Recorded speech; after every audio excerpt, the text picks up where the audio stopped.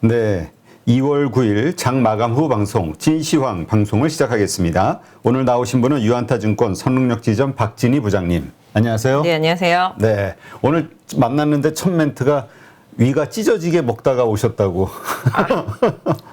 연휴 때. 연휴 때. 제가 진짜 되게 오랜만에 나왔죠. 연휴 끝자락이 또 수요일이라서 예, 또 출연 못하고 상당히 좀 오랜만에 나왔는데 아까 그런 거잖아요. 화면 보니까 얼굴 더 부어 보인다고 막 그랬던 건데 지금 뭐 위가 찢어진 게 문제가 아니라 코로나가 너무 문제인 것 같아요. 그러게 이제 지금 이제 아주 가까이 온 것 같아. 막 진짜요. 주변에서 걸리는 거 보니까. 저도 지금 저희 회사도 계속 뜨거든요. 보면 지점이 계속 폐쇄되는 지점이 계속 생겨요. 그러면 일주일씩 계속 문을 닫으니까 또 밀접 접촉자들은 되게 힘드니까 그래서 저 오늘 마스크 쓰고 방송하면 안 되나 뭐 이런 생각도 사실은 했었어요. 근데 진짜 어저께인가 기사에서 누가 그러더라고요. 주변에 친구가 코로나에 안 걸렸으면 그 사람은 친구가 없는 사람이라고. 그 정도예요. 네. 아니 근데 이제 슬슬 그냥 뭐 계절 독감 뭐 할 것이다 뭐 이런 얘기 잠깐 나왔던 것처럼 이제 그런 시점이지 않을까 싶기도 해요. 그러게요. 미국 같은 경우도 지금 80만 정점 찍은 다음에 지금 20만대로 확 줄었잖아요. 이제 좀 걸릴 사람 다 걸리고 면역력들이 생기니까 이제서는 진짜 좀 줄어드는 것 같아요. 뭐 호주도 뭐 이제 오픈하고 뭐 영국도 오픈한다 그러잖아요. 그래서 실질적으로 이제 좀 국경 개방들이 점점 늘어나게 되면은 코로나 이게 확진자 수 늘어나는 거에 대해서 크게 좀 신경을 안 쓸 수도 있을 것 같아요. 정부 같은 경우도 뭐 오늘 아까 기사 보니까 이제는 그 QR 코드, 그러니까 그것도 뭐 별 의미가 없는 효과가 없는 모양이더라고요. 네, 그래서 오히려 이제 중증 환자들 관리하는 쪽으로 더 집중하겠다.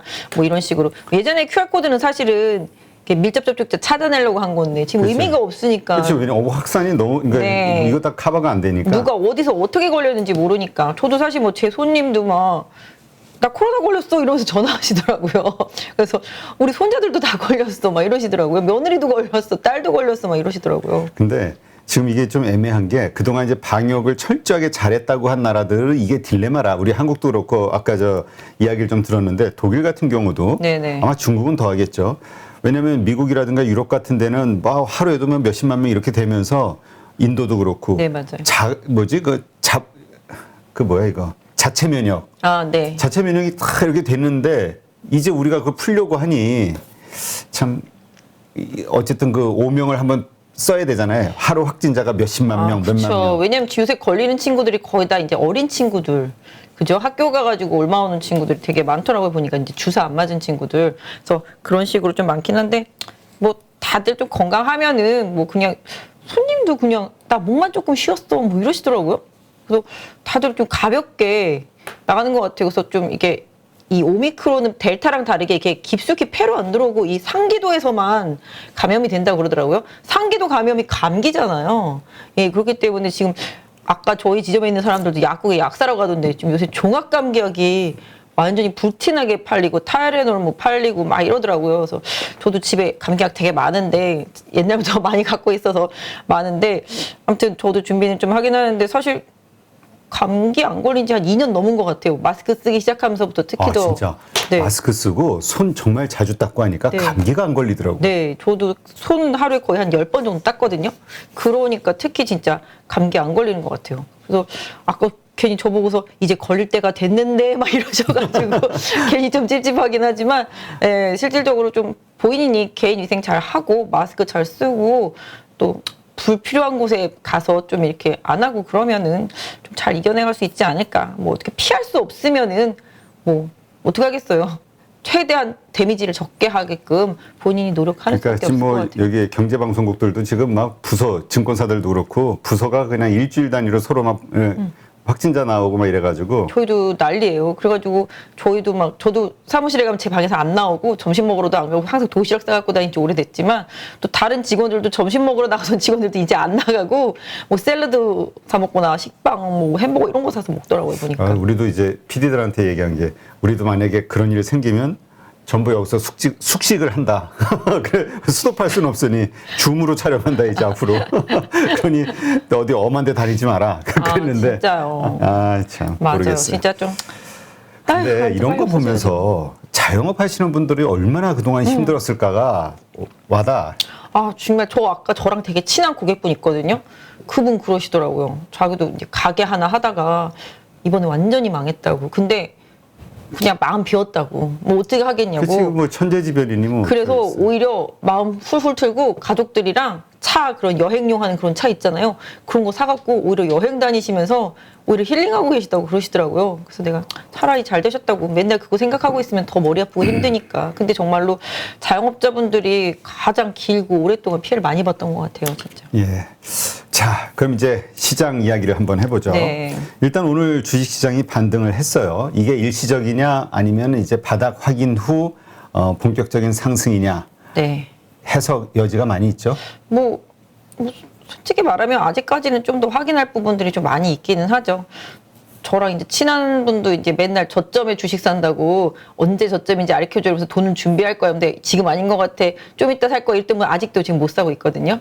이쯤 되면은 못 산단 말이에요. 바닥 봤는데 이미 올라왔다라고 그치. 생각하니까. 그죠? 다시 빠질 때를 기다리고.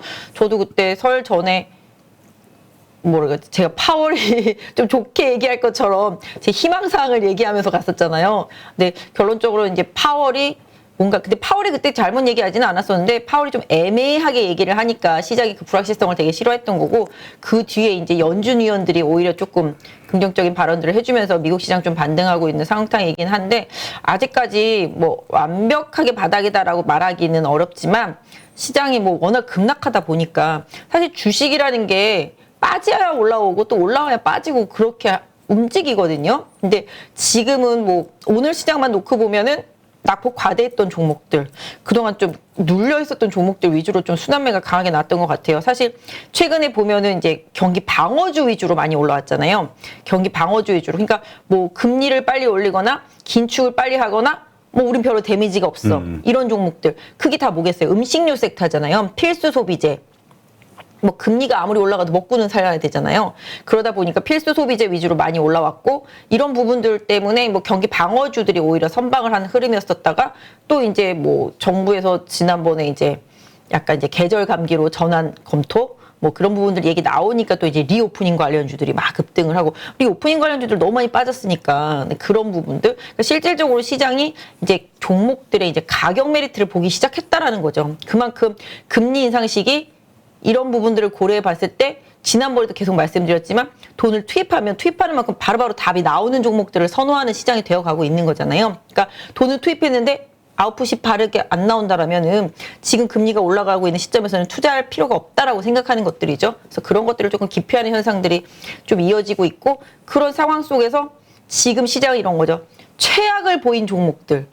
더 이상은 안 빠질 것 같은 종목들 이런 부분들이 이제 저점에서 올라오는 거죠. 요새 보면은 여행사 같은 경우들도 올라오고 있는데 여행주들 같은 경우도 마찬가지인 게 직원들을 다 잘랐단 말이에요. 그렇죠. 그리고 여행사들이 이번 코로나 때문에 한 1,000개 정도가 없어졌다 그래요. 그러면 이제 살아남기만 하면은 치킨 게임이 돼버린 셈이 되잖아요. 그치. 이제 살아남은 자들이 이제 나머지 여행 수요가 늘어나게 되면 독식하게 되니까 그런 부분들 고려해 본다라면은 리오프닝 관련주들이 움직이는 걸 충분히 이해할 수가 있는 부분이들이 되는 거죠. 그리고 또 뭐 지금 항공주 같은 경우도 이제 상당히 좀 많이 올라오잖아요. 제가 항상 지난주에도 제 손님들께도 말씀드렸지만 항공주 살 거면 저가 항공주 사세요.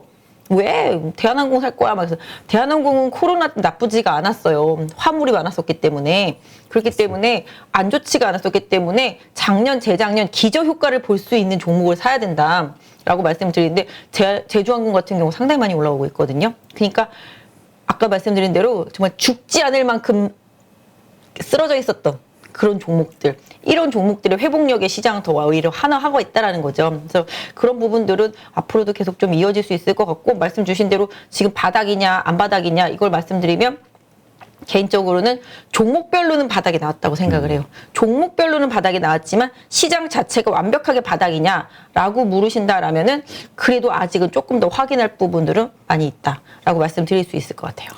네. 사실 이 방송 전에 그 이경민 팀장, 대신증권 이경민 팀장하고 방송을 했는데 이경민 팀장도 그 얘기를 하더라고요. 지금 한 2, 3주 안에 네. 어떤 변동성이 한 번은 더 오지 않겠냐, 급락 상황이. 그래서 이제 쌍바닥을 만들어 나가는 과정이 있지 않겠냐라고 네. 이제 보더라고요. 그렇게 말씀하실 수가 있는 게 왜냐하면 아직까지 해결 못한 부분들이 많이 있잖아요. 러시아 문제, 그 다음에 이제 중국과 또 미국 어제 또 얘기 나왔었던 뭐 그런 갈등 부분들. 그러니까 이게 이 전쟁이라는 이 시나리오가 확실히 될지 아니면은 그냥 그 우려감만 하이 피크를 찍고 나서 그다음에 확 빠질지 뭐 이런 부분들을 좀 봐야 되겠지만 실질적으로 중요한 게 요번 주 같은 경우 미국 같은 경우는 이제 목요일 날 이제 물가지수 나오잖아요. 요게 또 변수란 말이에요. 근데 그쵸. 물가지수 자체가 이제 시장에서 예상하는 부분들은 이제 전년 대비해가지고 한 7.2% 정도 이제 올랐을 거라 생각하는데 그거보다 더 하이하게 나오면은 시장에서는 아, 또 긴축 속도를 올리겠구나라고 예상을 할 수 있겠고 그 수준이나 뭐 그거보다 못하게 나오면 약간 인플레 우려감이 좀 줄어들었다 그러면서 다시 시장이 조금 태도를 바꿀 수도 있겠는데 개인적으로는 아까 말씀드린 대로 종목별로는 바닥을 찍었고 아직까지도 지금 저점에 있는 종목들도 되게 많거든요. 종목별로는 좀 저점이다라고 생각을 하는데 지수 자체만 놓고 보면 LG 에너지 솔루션 때문에 왜곡된 흐름들이 되게 많았었기 때문에 그 부분들을 좀 돌리는 왜냐하면 어제나 그제나 최근에 보시면 지수가 2600을 깼다가 올라왔잖아요. 그래서 지금 거의 뭐 2800선 언저리까지 뭐한 4, 50포인트 남았긴 그치. 하지만 거기까지 올라왔는데 어제까지는 체감이 안 됐단 말이에요. 아니 그러니까 이 지수가 올라와도 개별주 특히 대형주들 가운데서는 그냥 그대로인 게 꽤 돼요. 더 빠지거나 네 맞아요. 그래서 체감이 안 됐었는데 오늘부터 조금씩 체감이 되기 시작하잖아요. 에너지 솔루션이 빠져버리고 나머지들이 올라오면서 그래서 이게 나한테 체감이 안 되는 반등이어서 참 사람들이 이거 지수는 올라오는데 왜 다 파랗지 막 이런 느낌이었었는데 오늘은 지수 상승폭보다는 내 체감 지수가 상당히 좀 높았던 하루다라고 생각해 보실 수가 있을 것 같은데 아무튼 어쨌든 간에 종목별로는 아까 말씀드린 대로 저점은 나왔다라고 생각하지만 지수만 놓고 본다라면은 좀 뭔가 좀 변동성 요런 변동성은 분명히 한 번 정도는 더 있다. 근데 그 변동성이 아까 말씀드린 대로 이번 올림픽 끝나고 나면은 가능성이 살짝 있잖아요. 아니 저는 사실은 이게 좀 웃긴 게 러시아가 진짜 침공할 생각이 있나? 나는 못할 것 같아. 그러니까 러시아는 생각이 없는데 자꾸 미국에서 쟤네는 침공할 거야. 쟤네는 침공할 거야. 이런 식이잖아요 지금. 러시아는 또 그렇고 근데 또 요새 중국이랑 또 러시아랑 붙었잖아요. 워낙 둘이 친해요. 원래 둘이 친하긴 한데 이제 뭐 에너지 같은 거 가지고서 이제 또 이제 좀 전략을 좀 짜는 것 같고. 그래서 자꾸 미국은 이제 러시아 반도체나 뭐 IT 이걸로 제어하려고 자꾸 그러잖아요. 중국에서 한번 힘썼잖아요. 파웨이 그냥 아주 폭삭 만들었잖아요. 그렇다시피 이렇게 기술적인 부분 가지고서 이제 전쟁을 하는 거나 마찬가지인데 이런 부분들 때문에 이제 국내 업체들이 더 타격이 심하다 생각했던 거죠. 왜냐면 IT 위주고 수출주 위주고 러시아랑도 뭐 중국이랑도 다 관련이 있고 그렇잖아요. 그러다 보니까 어제 같은 경우도 중국의 이제 그 미확인 리스트 33개 기업 나왔을 때 막 우리나라 뭐 2차 전지 반도체 그냥 막 쏟아져 내리더라고요, 보니까. 그 정도로 이제 수출 위주로 되어 있고 중국이나 이런 쪽에 좀 연동을 많이 하는 기업들이 많기 때문에 국내 기업들이 좀 많이 흔들렸었는데 뭐 어제 원자재 가격 이제 좀 빠지니까 또 오늘 바로 반등을 하긴 했습니다만은 기본적으로 뭐랄까요. 미국에서 이럴 것이다. 하면 그거에 좀 많이 연동을 하는 그런 흐름들 이런 흐름들이 좀 많이 나오고 있어요. 그래서 실질적으로 미국의 금리 인상. 사실 지금 뭐 10년물이 뭐 1.95대니까 2% 넘을 수도 있다라고 봐요. 지금 기세라면은 당연히 넘고, 뭐 거의 뭐 2점, 하여튼 뭐 그 이상 가겠죠. 네, 뭐 2%대. 예전에 이제 코로나 전에가 이제 한 2.25, 뭐 2. 뭐 이 정도였었으니까 그렇게 따져보면은 뭐 그냥 그런 거잖아요. 아유, 이제 갈 대로 가라. 뭐 포기했다 나는 뭐 이 정도 수준 돼버렸어요. 지금은 거의. 그게 이제 지금 CPI 지수하고 이제 남아있는 뭐 이러저런 것들을 걱정하는 게 이 경기 성장이 일어나면서 금리가 올라가면은 그래도 이게 상세가 어느 정도 되는데 맞아요. 그게 안 되니까 스태그플레이션에 대한 걱정들이 막 나오면서 그 걱정으로 자꾸 이제 흔들리는 거잖아요. 그런 부분들이 맞고 그다음에 사실 미국은 지표도 좋고 다 뭐 올릴 수 있는 당위성들이 있는데 우리는 아니다라는 거잖아요. 그러니까 선진국들은 그럴 수 있는데 그것 때문에 우리는 또 같이 이게 끌려가야 되는 상황이 되면은 아직 우리는 헤어나질 못했는데 그런 부분들 때문에 시장이 되게 우려했던 부분들인데 사실은 뭐 일단은 뭐 미국에서 보여지는 고용 지표라든지 여러 가지 지표들 자체는 금리 인상을 당연시하고 긴축에 대한 우려감 충분히 나올 수 있는 상황인데 일단 뭐 유가가 90불대 넘어갔다가 지금 90불 아래로 내려오고 원자재 가격 빠지니까 다시 또 안도의 한숨. 근데 이게 연동성을 가지고서 계속 연장선으로 이렇게 내려올지는 모르기 때문에 아직까지는 좀 더 봐야 되지 않겠나. 특히 또 올림픽 끝나고 나면은 또 그게 뭐랄까요? 그 땅이 녹기 전에 쳐들어가야 된다면서요. 그렇다고 그러더라고요. 그래서 최대 한도가 한 3월 중순 뭐 이 정도까지인가 보더라고요. 그러니까 그 고비만 잘 넘기면 되는데 근데 유럽 쪽에서도 러시아가 워낙 천연가스라는 무기를 가지고 있기 때문에 유럽에서 우리가 해결할게 뭐 이런 지금 분위기잖아요. 회담도 하고 막 이러니까 좀 그게 좀 잘 처리가 되고 나면은 제가 봤을 때는 요번 요 급락장이 바닥이었을 가능성이 높지만 그게 해결이 안 된 상태라면 한 번에도 충격은 있을 수 있다라는 점은 아까 뭐 이경민 팀장님 뭐 얘기하시는 부분들 충분히 뭐 이해가 가는 부분들이고 개인적으로는 아까 말씀드린 대로 뭐 종목은 바닥이지만 지수는 한 번 더 흔들림이 있을 수 있다라고 보실 수가 있을 것 같아요. 왜냐하면 아까 말씀드렸던 대로 LG 에너지 솔루션 때문에 너무 왜곡이 좀 많이 되어 있었던 부분들. 뭐 LG 에너지 솔루션 같은 경우 14일 날 이제 MSCI 지수 조기에 편입이 되잖아요. 고수요 있고 또 그다음에 3월 11일이죠. 그때 기준으로 해서 또 코스피 200이 편입이 되는데 여기가 수요가 되게 크거든요. 한 3월 중순까지는 계속 흔들리지 않을까? 네, 맞아요. 그래서 3월 중순까지는 그냥 변동성 장이라고 생각하시면 좋을 것 같아요. 제가 고객분들한테도 말씀드릴 때는 항상 그래요. 이제 하방만 막아놓고 위쪽은 그냥 생각하지 말고 종목만 보세요라고 말씀을 드리거든요. 오늘만 해도 그렇고 최근에도 그렇지만 미국도 마찬가지잖아요. 뭐 이거는 뭐 롤러코스터가 따로 없잖아요. 막 장중에. 근데 미국 같은 경우도 지금 시장 흐름 보면은 대체로 기업 실적 발표하면서 그 변동성을 많이 따르거든요. 오늘 뭐 우리나라 같은 경우도 이제 실적 발표 많이 있었잖아요. 장중에 뭐 솔루스 첨단 소재도 멀쩡하다 갑자기 급락. 실적 안 좋게 나오면서.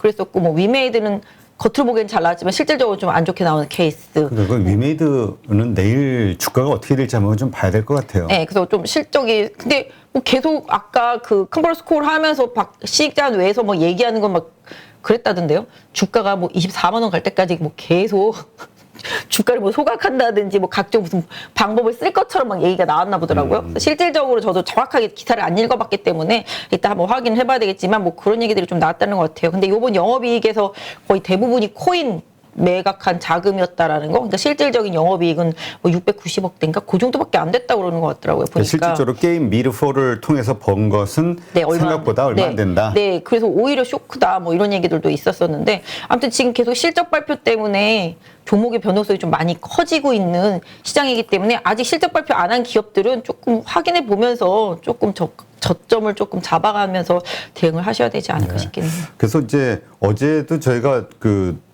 방송 중에 이제 그런 얘기를 좀 했는데 지금 실적 시즌이 이제 거의 할 만한 데는 다 했잖아요. 주요 기업들 이제 네, 이번 그러니까 주까지 많이 하고 자신 있는 데들은 앞서서 다 한단 말이에요. 근데 뒤로 갈수록 이제 자신이 없는 기업들의 네. 안 좋은 실적이 나오기 시작하면 내가 들고 있는 주식이 아직 실적 발표를 안 했다 그러면 불안하지. 불안하게 생각을 해. 맞아요. 그리고 확인할 것이냐 아니면 네. 미리 좀 피해 놓을 것이냐 요거를 네. 좀 결정을 해야 될 것 같아요. 네, 뭐 다들 그러시더라고요. 실적이 좋은 기업은 빨리 발표하고 실적이 안 좋은 기업은 늦게 발표한다고. 그렇지. 근데 그렇지는 않더라고요, 보니까. 그게 왜냐면 감사 받고 뭐 연결 기업들이 되게 많은 기업들 같은 경우는 이게 모으는데 시간이 많이 걸리더라고요, 보니까. 그래서 그런 것들이 좀 많고 뭐 어저께 신세계 인터내셔널 실적은 되게 잘 나왔잖아요. 아니 그러니까 그런 기업도 간혹 있지만 아, 맞아요. 대부분은 그래도 코스닥 기업들이 대부분 그러니까 마지막 날 하잖아요. 그렇지. 그러니까 지금도 약간의 지금 중립적인 상황이지만 뒤로 갈수록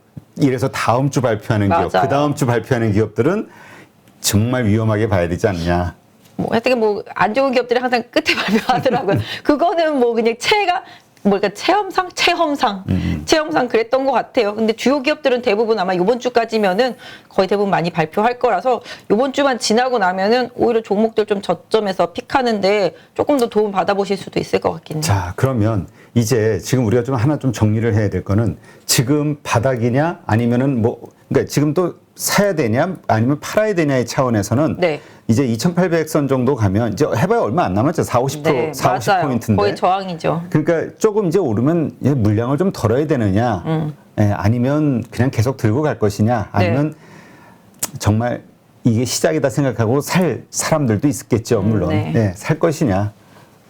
뭐 종목별로 그거 다른 것 같아요. 그렇죠. 네. 이제 지수는 의미 없는 것 같고 제가 봤을 바닥이라면 때는 종목이 지수는 아까 에너지 솔루션 때문에 비틀어졌기 때문에 의미가 없고 종목별로 보시는 게 맞을 것 같아요. 지금 제가 봤을 때는 올라가면 팔아야 될 종목도 있지만 지수는 올라갔는데 못 올라가서 못 파는 종목들도 되게 많거든요.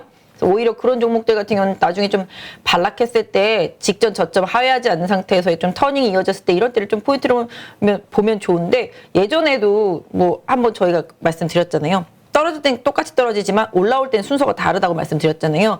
그래서 좀 바닥일 때 리밸런싱을 해줘야 된다고 말씀을 드렸는데 이 리밸런싱을 해야 되는 종목들을 확실히 정했어야 돼. 그때 말씀드렸지만 같이 그냥 도매금으로 좋은 종목들도 많이 빠졌잖아요. 안 좋아서 빠진 종목들도 있었지만 그러니까 궁극적으로 금리가 올라가는 데 있어서 실적에 영향 이런 부분들이 별로 안 받으면서도 경기 회복에 있어서 실적이 좋아질 수 있는 기업들, 아까 말씀드린 대로 바로바로 인풋이 있으면 아웃풋이 나올 수 있는 기업들, 이런 기업들을 선별을 해야 되는데 지금 제가 생각했을 때는 이게 리오프닝 관련주들이 그냥 리오프닝이라고 말하면은 이제 코로나 때문에 피해봤다가 이제 국경을 봉쇄하지 않고 열어주면서 수혜를 볼 수 있는 기업들을 뭐 리오프닝이라고 대부분 이제 말하고 그런 것들이 뭐 여행, 항공, 그다음에 뭐 카지노, 면세점, 화장품, 뭐 백화점, 뭐 음식료, 영화관, 뭐 다 이런 것들이잖아요. 뭐 엔터주들 막 이런 것들이잖아요. 근데 실질적으로 이 리오프닝에서 봤을 때 정말 죽어라 피해봤다가 올해 이후 좋아질 수 있는 기업들을 찾아내는 게 지금 요번 바닥 찍을 때 되게 중요하다고 생각을 하고요. 그런 종목들 뭐 다시 한번 픽할 수 있는 기회는 올 거라고 생각합니다. 그때는 확실히 왜냐하면 종목이 바닥을 치고 빨리 올라왔다가 조정이 들어왔을 때도 빨리 조정받고 빨리 터닝하는 종목들이 분명히 있거든요. 근데 내 종목이 그거에 반응이 전혀 없다라면은 교체를 해줘야죠. 지금 보면 바이오 주식들이 대부분 그렇거든요. 제가 손님한테도 항상 말씀드려요. 제 고객 중에 되게 거액을 하시는 분이 있어요. 거액을 하시는 분이 있는데 회장님 지난번에 막 빠졌을 때 나한테 뭘 살까 그러시더라고요. 그래서 제가 그날 정말 2차 전지들이 완전히 폭격 맞은 날이었었거든요. 이것도 그냥 트레이딩 해줘도 돼요. 그리고 항공주, 대한항공 말씀하시길래 그냥 저가 항공주 사세요. 제가 봤을 때는 제주항공 괜찮을 것 같아요. 이렇게 말씀을 드리고 많이 빠진 거 한 4-5개 골라서 담으세요. 그랬더니 한 개만 찍어들어서 아니, 한 여러 개 사야 될 것 같은데요. 하나 걸쳐야지. 그래서 여러 개 좀 이것저것 많이 빠져서 다 사야 될 것 같은데 했더니 에이, 그거 너 이마 본인이 갖고 계신 거에다 사셨는데 그게 다 뭔 줄 아세요? 최다 백신주만 사신 거예요. 그래서 제가 게임주하고 백신주만 계속 사시는 거여서 제가 회장님 백신 치료제는 이제 하면 안 돼요. 절대로 안 돼요. 그렇게 해도 사셨는데 결국은 계속 빠지더라고요. 그 종목이 바로 SK 바이오사이언스인데 보시면은 속상하실 수도 있겠지만 제가 생각할 때는 코로나 때문에 2년 동안 뭐 요번에 진화키트도 8개를 줬잖아요.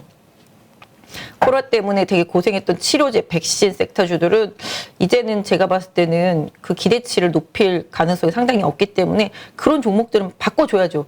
그 리오프닝 관련주들이 가는데 이거 같이 가면 말이 안 되잖아요. 그치. 그런 종목들은 바꿔줘야죠. 그래서 그런 종목들은 좀 바꿔주시고 그다음에 뭐 기타 바이오 주식들도 충분히 선별을 해서 정말 핵심적인 거 아니면은 정리 한번 해주셔야 될 것 같아요. 그래서 네. 그런 부분들은 교체를 좀 해주시면서 최근에 주도적으로 바닥에서 반등했던 종목들 그런 종목들이 조정이 나오면 그런 종목들 쪽으로 좀 접근하시는 전략을 앞으로 좀 쓰시는 게 좀 좋을 것 같아요. 사실은 저는 항상 이제 말씀드릴 때 코로나가 끝나면 가장 많이 피해봤던 제조업이 가장 좋을 거예요. 말씀을 드렸지만 최근에 제조업이 거꾸로 조정을 많이 받았잖아요. 그래서 제가 그때도 막 LG전자도 좋아요, 뭐 이것도 좋아요, 막 그랬었는데 다 많이 빠졌더라고요 보니까. 그러니까 예전에 제가 괜찮다고 말했던 그 가격대 거기까지도 내려왔더라고요. 왜냐면 제가 LG전자를 한 12만 원대 중반, 뭐 13만 원대 여기 초반까지도 계속 사서 15만 원 갔다가 빠졌으니까 지금 다시 원위치 된 거나 마찬가지잖아요.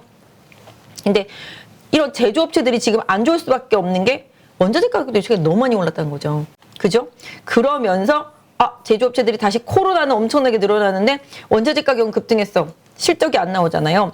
그럴 것 때문에 쭉 다운이 됐는데 실질적으로 위드 코로나가 됐던 리오프닝이 됐던 코로나가 사라져서 가장 수혜를 볼 수 있는 업종은 결국은 제조업이라고 생각하거든요. 왜냐하면 공급 부족 때문에 헤맸었기 지금 계속 때문에. 공급단의 네. 문제였으니까. 지금 자동차가 못 가는 것도 공급 부족 때문인 거잖아요. 그래서 그런 부분들, 뭐 현대차 같은 경우는 뭐 요새 리콜도 좀 있었습니다만은 공급이 안 돼서 못 만드는 것들이기 때문에 이 공급망만 풀어지면은 이쪽 IT나 자동차 이런 쪽들도 나중에 풀릴 수 있다. 다만 이제 이것들이 잘 가기 시작할 때 지수가 많이 가고 곧 전에는 아까 말씀드렸던 뭐 경기 방어적이면서도 뭐랄까요 경기가 안 좋아지더라도 꼭 필요한 것들 아니면은 리오프닝 되면서 최악의 순간을 넘어간 기업들, 이런 기업들 쪽으로 좀 눈길을 계속 갖고 중형급이죠. 왜냐하면 아까 말씀드렸던 뭐 현대차나 IT 대형주들 보시면 아시겠지만 다 대형급들이란 말이에요.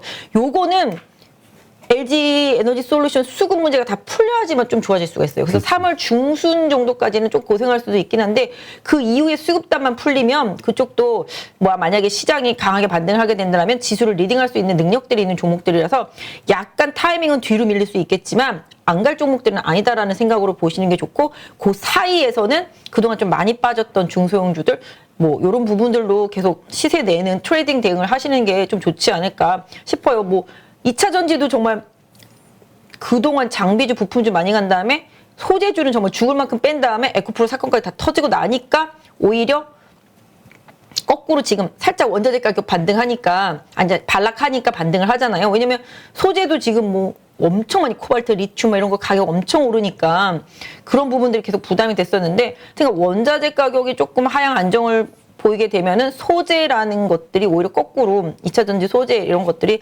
거꾸로 조금 회복할 수 있는 룸이 조금 있을 것 같고요. 오늘만 보더라도 뭐 철강주들도 좀 많이 오르고 경기 민감주, 뭐 건설주, 기계주, 뭐 화학주 이런 것들. 특히 화학주는 기대가 1도 없거든요. 그치. 시장에서. 아니 근데 지금 우리가 경기 민감주라고 보통 이야기 하잖아요. 경기 민감주 쪽이 그동안 많이 내려왔고. 아, 그럼요. 근데 지금 뭐 좋을 것이냐 말 것이냐 이렇게 이야기를 하는데 아까 이렇게 데이터를 보니까 경기 민감주도 좀 나눠야 되더라고요. 이 화학 네. 철강은 올해 실적이 안 좋은 걸로 나오고 네. 예상 실적들이. 네.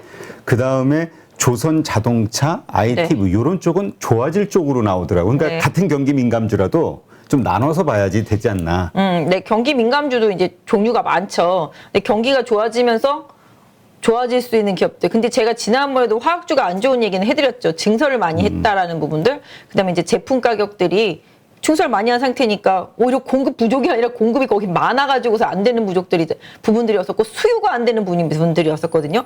근데 저는 그렇게 생각하지 않는 게 화학주도 이제 갈 때까지 갔다.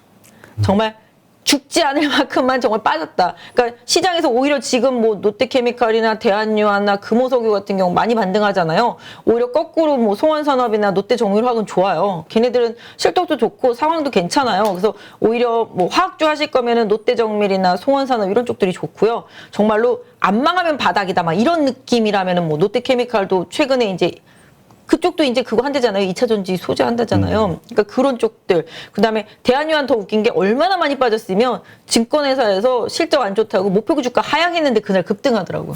그러니까 더 빠질 데가 없을 정도로. 그러니까 이런 것 같아요. 주식이라는 게 정말 처절하게 빠져가지고 정말로 막 해롱해롱거리고서 더 이상 빠질 데가 없어 보이는 종목들. 이런 종목들이 아니 현대산업이 올라오잖아요.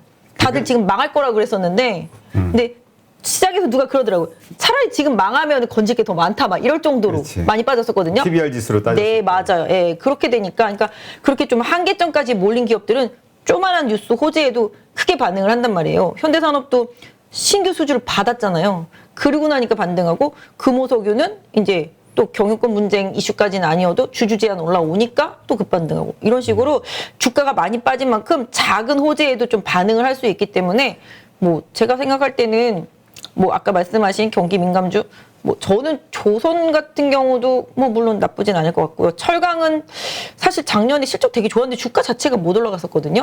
근데 이제 최근에 철강 가격들도 슬슬 올리고 있기 때문에 지금 내년 쪽들도 많이 안 좋고 뭐 열연 이런 부분들도 좀 안 좋았었는데 역시 마찬가지예요. 가전이나 자동차가 잘 팔리면 철강도 같이 올라오게 되어 있거든요. 그래서 그런 부분들도 다 고려해 볼 필요가 있겠고 실질적으로 최근에 흐름상으로 놓고 봤을 때는 기계 업종이 조금 좋은 편이에요. 기계 업종이 조금 좋은 편이에요. 오늘 두산 밥캣이라든지 DY 파워 이런 부분들 올라왔었는데 기계 업종이라든지 건설 업종 이런 부분들은 정책 수혜도 계속 봤기 때문에 나쁘지 않을 것 같고요. 자동차나 아까 IT 말씀하신 부분들은 분명히 아까 말씀드렸던 대로 공급단에서의 문제 이런 부분들만 풀리면 분명히 다시 간다라고 말씀드릴 수 있을 것 같아요. 네, 알겠습니다. 일단 물 한 잔 드시죠. 그러게요. 아, 진짜? 저 오랜만에 나와서 쉼표가 너무 없어, 쉼표가.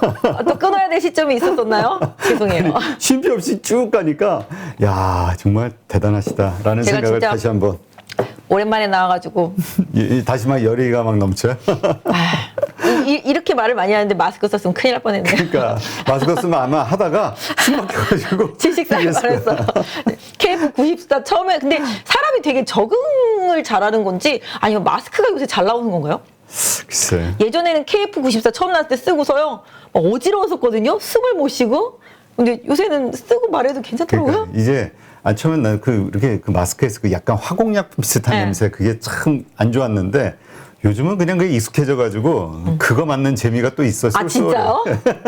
아 근데 요새는 근데 좀 많이 좋아진 것 같아요. 이렇게 좀 호흡하는데 조금 부담스럽지 않게 잘 나오는 것 같더라고요 보니까. 네, 그러니까 마스크 얘기하면 또 우리 아베 마스크를 또 떠올리지 않을 수가 없는 그 마스크 참 보고 웃었는데. 네. 자, 오늘 시장에서도 특징주로 좀 봐야 될 게 아까 잠깐 네. 얘기하셨던 CJ E&M. 네. 일단 물적 분할 이슈가 있었는데 그게 안 하겠다 좀 이렇게 네. 보류하면서 네. 재검토하겠다 하면서 이제 네. 오늘 뭐 급등을 했잖아요. 네.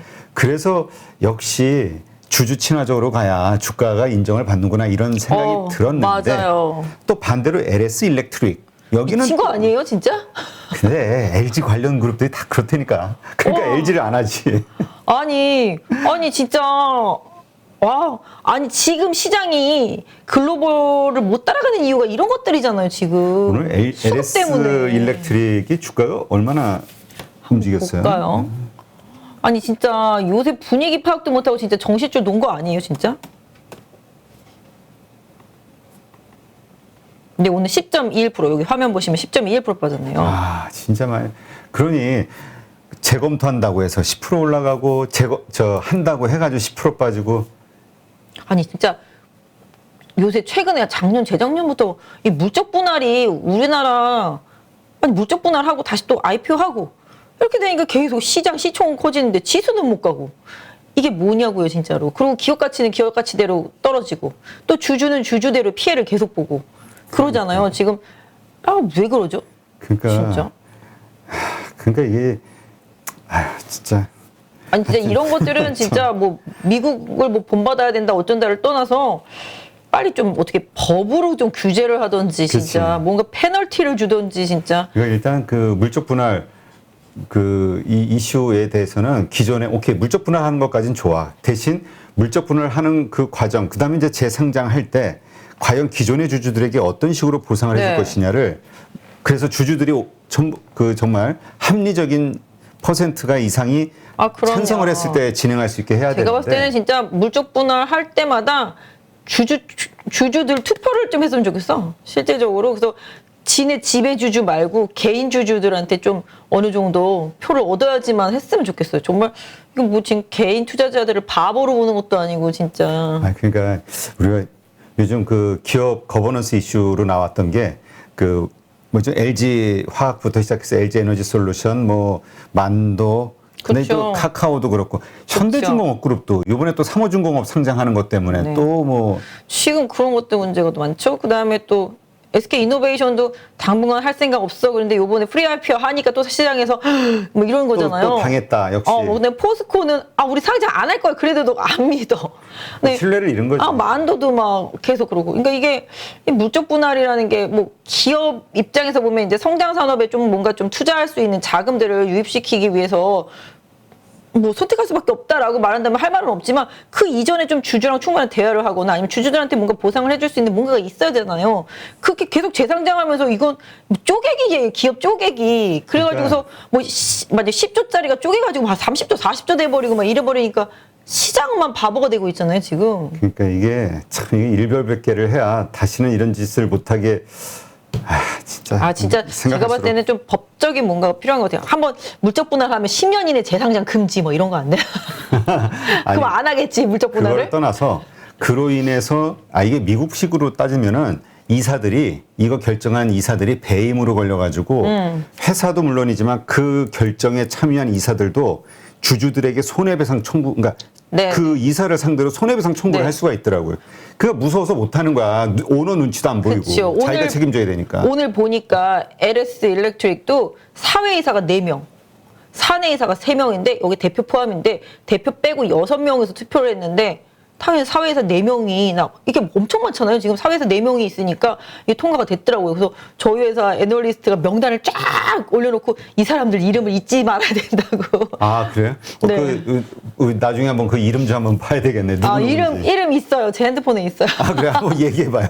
아, 진짜요? 아, 얘기해봐요. 아, 진짜요? 아니, 뭐 이럴 때 봐야지. 아, 한번 어디 찾아볼게요. 제가. 요즘, 이런, 지금 시세를 모르는 사람들이 가끔 있어가지고. 진짜 뭐 분명히 또 뭐 사회에서 자기네 그 측근들이겠지 뭐. 아니 정말 잊지 말다 6.25도 아니고 이게 뭐 하는 짓인지 진짜 잠시만요. 그러니까 결국 이 모든 거는 그 대주주, 오너들의 그 지분율이 희석되지 않으면서 지분율은 그대로 가져가면서 돈은 땡겨보겠다. 맞아요. 이거에서 시작이 되는 거라. 지금 보면은 이제 이사회 멤버가 7명 중에 6명인데 이제 박용상 대표를 제외하고 참석했대요. 그러니까 6명이 참석한 거잖아요. 그 그림이 딱 나오잖아. 자기는 뭔가 이거 뭔가 공정하고 객관화시키는 것처럼 쏙 빠지고 더 비겁한 거지 그게. 그러니까 보니까 박용상 대표이사 내가 봤을 때 이걸 잘못 쓰신 것 같아. 구자균이 대표이사인데 저희 애널리스트가 잘못 썼는지 모르겠는데 근데 이분도 애널리스트가 대표이사는 충격 먹은 거 아니야? 충격 먹었나? 근데 아무튼 뭐 박용상 전력 CIC 대표이사 이분도 대표이사 맞긴 맞구나. 그다음에 이제 남기원 관리지원총괄 대표이사 이렇게 참석을 했고 LSLG 사회이사가 문승일 현 서울대학교 전기정보공학부 교수, 이원창 현 코다코 사회이사, 오정규 현 김앤장 법률사무소 고문, 다 자기네 측근이. 최종원 현 서울대학교 행정대학원 교수 이렇게 해서 사회이사들이라고요. 그래서 오죽했으면 저희 애널리스트가 이름을 잊지 않겠다고 그럴 정도로다가 그러니까 사회이사 제도도 열받는다 이거지 저희 애널리스트. 이와 관련된 학교의 그 학생들이나 아니면은 그 뭡니까 그 주변 분들 왜 이런 결정을 했는지 이것이 진짜. 얼마나 그 소액 투자자들에게 얼마나 진짜. 큰 상처와 이런 것을 주는 행위인지 몰랐는지 이런 걸 한번 좀 질문 좀. 진짜 막문회관으로 욕할 수는 옛날로 없습니다. 따지면 그런 거 있잖아요. 뭐 한일합방 당시 뭐 을사오정 막 이런 거 을사오정 느낌. 거기까지는 아닌데 그렇게까지 비교하자면은 좀 그렇지는 않지만 그래도 뭔가 좀 책임감이. 주린이들한테는. 그치 주린이들한테는 을사오적보다 더하지. 특히 LS 일렉트릭 주주들한테는. 근데 이게 그 LG 그룹이 원래 옛날서부터 이런 방식으로 하도 기업 분할 늘리고 이랬다고 하더라고요. 그래가지고 LG에 대해서 신뢰를 아예 안 하는 분들이 있는데 진짜. LS도 사실은 그쵸, 반개 LG 그룹이죠. 형제 계열이죠. 그룹이니까 그쵸. 똑같은 거지 뭐. 그러니까 배운 게 다 그거니. LG, LS, LX 다 이제 L자 들어가는 애들은 다 거기서 나온 기업들인데 전 실망해요 LG.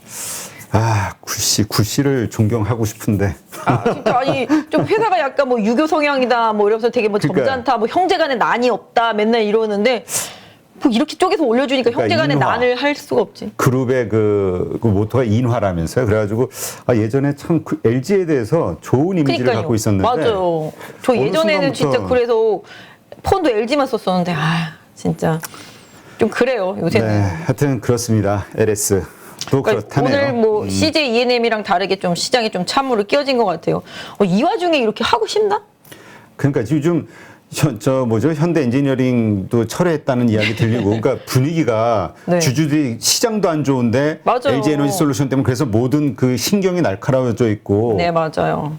지금 분위기가 이렇게 안 좋은데 진짜. 이 시점에 이걸 했어야 됐을까? 저도 진짜 오늘 좀 이해가 안 가더라고요. 하려다가도 참았어야 되는 거 아니에요? 진짜? 이 상황에? 그러니까 대단하다. 눈치도 없고 정말 눈치도 없네요, 진짜. 진짜 오죽하면 CJ E&M은 뒤로 물러서고 현대는 뭐 돈을 제대로 못 받을 것 같으니까 근데 그랬겠지만. 이게 무슨 일인지 모르지만 나는 좀 그 그림이 좀 비겁해 보이네. 대표가 쏙 빠진 거. 그런가? 자기도 참석해서 자기가 총대를 해야지. 뭐 이유가 있나? 뭐 모르겠어요. 법적으로? 제가 내목을 모르겠어요. 대표에서 투표 안 해야 되는 뭐 법적 뭔가 있는지는 아니, 모르겠는데. 어차피 이사원 그쵸. 한 표가 이사 있을 구성원이니까 참석 안 했다고 그러더라고요. 보니까. 네. 그분은 참석 안 했다고 그러더라고요. 보니까. 네, 근데 하여튼. 아무튼 안타깝네요. 근데 진짜 주주분들 되게 힘드실 것 같아요. 그 해당 주주분들은 여기 사회이사 하시는 분들 페이스북이나 이런 거 하겠지. 검색해보면 나오겠지. 가서 항의 댓글들 한 10개씩 다르세요. 그래야 해주고 되겠네요. 욕을 좀 먹어야 괜찮다. 자신이 한 행동이 이런 사람들의 생각도 있구나 깨닫는 또 계기가 되고 그래서 이제 내가 이거 실수한 거 아닐까 이런 느낌이 들어야 앞으로 문제는 앞으로거든. 그렇죠. 이거 그냥 넘어가면 계속해서 이게 반복될 거라. 맞아요. 가만히 있으니까 전부 뭐 개인 투자자들이 가만히로 하나? 보이나 진짜. 정말 저는 진짜 만도도 옛날 당했었거든요. 진짜 만도도 당하고 이노베이션도 한번 당하고 막 뭐 LG 화학도 당연히 당했죠. 안 당한 게 없어요. 지금 저는. 그러니까 원래 기업이라는 게 동업자 뭐 개념 우리 존니 대표님 말씀하시듯이 그냥 해가지고 같이 미래를 보고 고생과 희로애락을 같이 한번 해보자 이런 마음으로 장기 투자를 결정하는 건데 그런 분들 입장에서 보면 완전 배신당하는 거죠 이게. 그렇죠. 맞아요. 그러니까 이러니까 개인 투자자분들이 장기 투자를 못하고 자꾸 트레이딩만 그죠? 하려고 그러고. 그러니까 단기 투자가 나쁜 건 아는데 요즘 이게 인식이 어떻게 돼가고 갖고 있냐면 가겠어요, 주식을? 한국 땅에선 단기 투자해야 돼. 맞아요. 이러니까 오늘도 시장 올라가니까 개인 투자자분들 다 파시더라고요, 보니까. 그런 얘기 하시더라고요. 네. 그러니까 저라도 팔고 싶었을 것 같아요. 오늘 반등하니까 빨리 탈출해야지. 2,800이 저항이라고 그랬으니까 거의 다 왔다. 뭐 이런 식으로 탈출하려고 했을 것 같아요. 제가 봐도. 앞으로 이 물적 분할할 만한 이제 미국에 계신 미국 시민권 가지신 분들이 물적 분할할 것 같은 느낌이 있는 주식들을 좀 사놓으시고 미국 법원에다 좀 걸었으면 좋겠어요. 그냥. 그것도 괜찮네요, 진짜.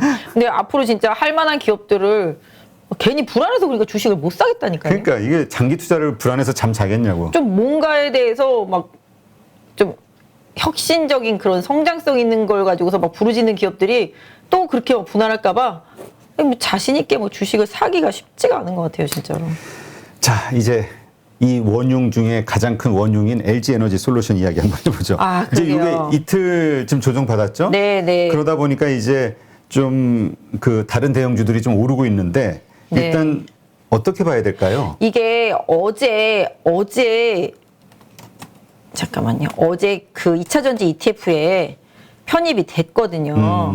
네, 그러다 보니까 어제 아시다시피 SK 이노베이션이나 삼성 SDI 막 급락하고 2차 전지 소재주들도 많이 빠졌었거든요. 장 초반부터. 그 이유가 덜어내야 얘를 채워 넣으니까. 그래서 2차 전지 ETF 쪽이 어제 좀 리밸런싱 같은 흐름이 좀 있었습니다. 그러다 보니까 이제 많이 빠졌었는데 오늘은 또 반대로 뭐 LG 에너지 솔루션 CS에서 목표 주가 45만 원 막 이렇게 나왔었죠. 뭐 국내 기업들 같은 경우는 뭐 61만 원까지 목표 주가가 나오기도 하는데요.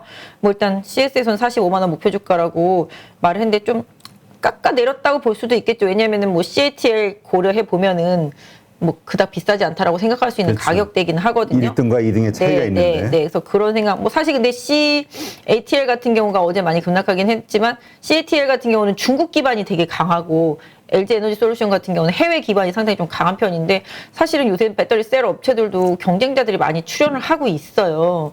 뭐 그런 경쟁자들도 출연하고 제가 지난번부터 계속 양극재 소재들은 당분간 그때 안 했다고 요새는 또 다시 좀 많이 빠져서 한번 보고 있긴 한데 이런 소재단들도 계속 경쟁자들이 생긴단 말이에요.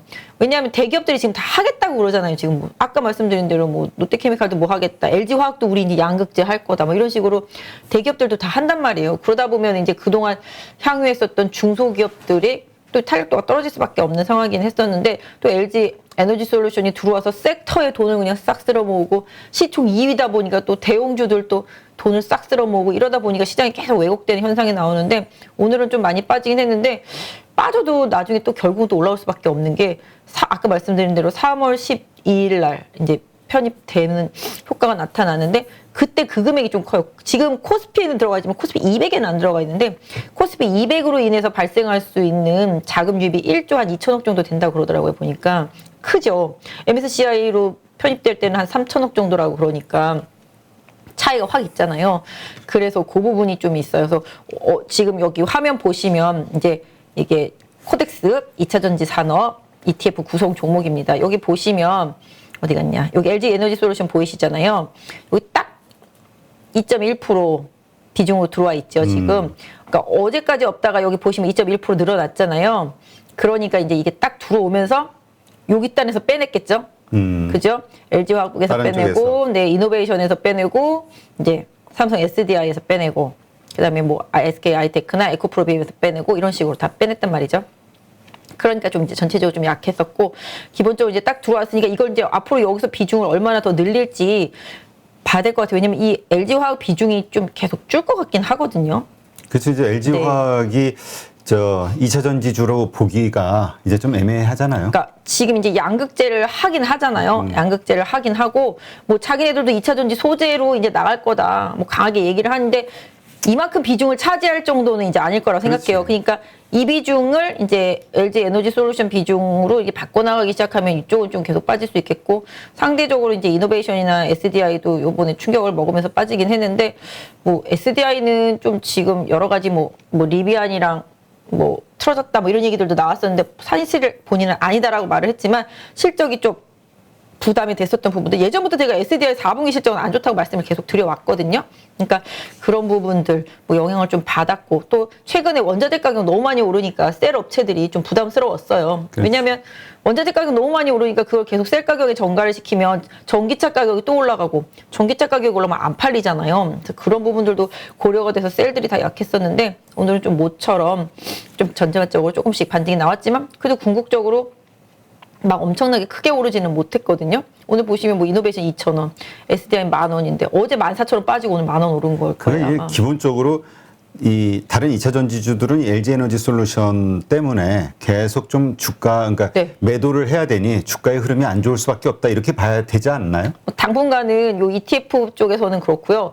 그걸 떠나서도 시가총액 상위 종목들은 또 코스피 200 편입할 때 또 피를 봐야 되기 때문에 아까 말씀드린 대로 대형주든 그러니까 3월 중순은 지나야 된다. 그리고 선거가 일단 지나야지만 기업들도 뭔가 좀 정책적인 부분들에 있어서 좀 변화를 시도한다. 왜냐하면 대통령 누가 되냐에 따라서 또 앞으로의 5년에 대한 정책이 바뀔 수 있잖아요. 그렇기 때문에 대통령이 누가 되느냐에 따라서 그 기업들의 전반적인 정책 변화가 있기 때문에 지금 기업들도 눈치를 막 이렇게 보고 있단 말이에요. 그렇기 때문에 궁극적으로 수급으로 봐도 아니면은 정치적인 부분으로 봐도 대형주들은 계속 이렇게 뉴스에 따라서 변동성을 보이면서 3월 중순까지는 뭐 특별하게 방향성을 잡기는 좀 어렵지 않겠나 이런 부분들 생각해 볼 수 있을 것 같아요. 그래서 좀 당분간은 많이 빠졌던 정말 아유 이 정도면 미쳤어 정말 이렇게 빠진 종목들만 좀 이슈나 뉴스에 따라서 산발적으로 계속 올라오면서 순환매가 도는 장세 이런 부분들이 좀 이어질 수 있을 것 같은데 지금 지수가 보면은